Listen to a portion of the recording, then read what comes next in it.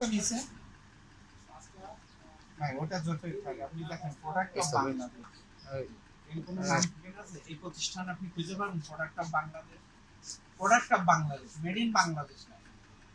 একটা ঠিকানা তো থাকে ওনারটা যেমন একটা ঠিকানা আছে কি অনন্তপুর এসএফুর কি বলে ওই যে জীবননগর আপনি বিএসটিআই আছে হ্যাঁ